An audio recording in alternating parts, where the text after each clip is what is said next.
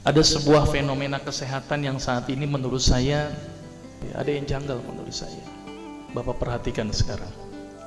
Dokter makin banyak, klinik makin banyak, rumah sakit apalagi.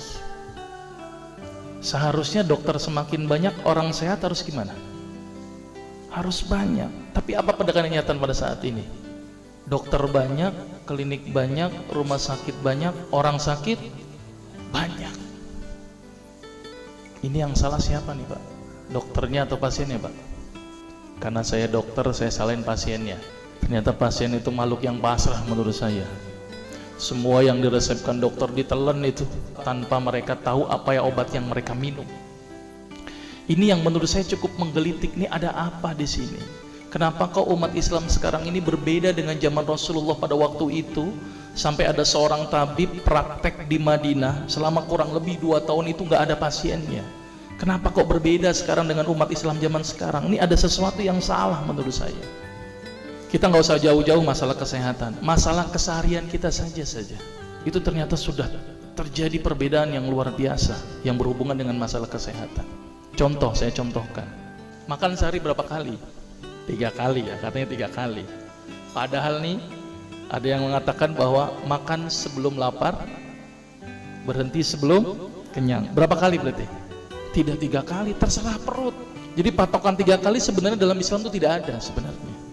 Ada sesuatu yang aneh. Maka itu saya sempat berpikir, ini jangan-jangan ini ada sebuah kesalahan dalam diri saya. Maka itu saya setelah lulus dokter, saya melanjutkan kuliah lagi, tapi tidak ngambil spesialis gitu ya. Jadi saya ngambil kuliah lagi jurusan tafsir hadis gitu ya. Ketika belajar hadis itu banyak sesuatu yang menurut saya luar biasa yang tidak pernah dikupas. Ya, ilmu kesehatan yang luar biasa tetapi tidak pernah dikupas. Nah, di situ saya bertemu dengan seorang ustadz. Kemudian ustadz itu bilang begini. Ini latar belakang saya kenapa saya belajar pengobatan Nabi. Ustadz itu bertanya kepada saya begini, "Dok, antum yakin gak sih dok kalau antum masuk surga?" Saya jawabnya pada waktu itu apa? "Yakin Ustadz, saya masuk surga karena Allah menurut prasangka hambanya." Tapi Ustadz itu bilangnya lain, "Kayaknya antum masuk neraka deh." Waduh, dia memberikan data-datanya ke saya. Makanya saya bersyukur kepada Ustadz tersebut ya. Dia ambil pada waktu itu, mohon maaf ya, saya menyebut merek, mohon maaf. Lihat dok, Lovenox, obat yang dipakai untuk mengencerkan darah, biasanya diberikan pada penderita penyakit jantung, stroke dan gangguan bekuan darah. Di situ tertuliskan kata apa? Porsin origin. Ada yang tahu porsin? Porsin itu isinya Pak, babi Pak. Saya bilang, waduh, berarti dok kalau antum ngeresepin porsin satu pasien, antum telan itu obatnya, kira-kira ibadah orang tersebut diterima nggak sama Allah? Siapa yang dipersalahkan nanti? Diambil obat yang kedua, Actrapid. Apa itu? Insulin. Tulisannya apa? Human insulin. Jadi diambil dari manusia yang telah meninggal, diambil pankreasnya, insulinnya, yang menderita penyakit kanker pankreas, dibuatlah obat.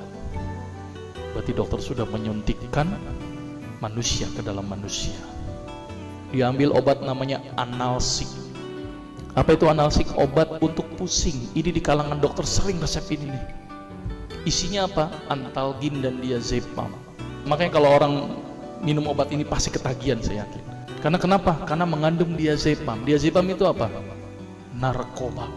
Maka itu cara nyari uang paling gampang, kasih aja resepin analsik, pasti balik lagi dia. Karena kenapa? Narkobanya bikin kecanduan. Diazepam, fatwa ulama bagaimana? Haram. Diambil lagi obat batuk, kodein. Maka itu kita minum obat batuk langsung hilang batuknya karena kodein. Kodein ini ternyata derivat dari narkoba. Berarti dokter sudah ngeresepin narkoba. Diambil semua obat sirup di depan saya, lihat dok, ada nggak yang tidak mengandung alkohol? Semuanya mengandung alkohol. Sampai saya pikir, Masya Allah, berapa ribu pasien yang telah saya resepkan obat-obatan haram tersebut. Ini yang menjadi kegelisahan saya Pak. Terus kemudian saya melihat ada sesuatu yang salah.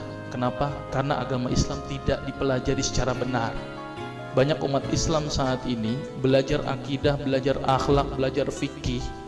Tapi lihat, pernahkah umat Islam di sini belajar masalah kesehatan Islam? sedikit sekali. Kajian-kajian tentang kedokteran Islam hampir tidak ada. Makanya tidak heran sekarang umat Islam yang notabene hebat menurut saya katanya, tapi ternyata banyak yang sakit karena dilupakan aspek ini.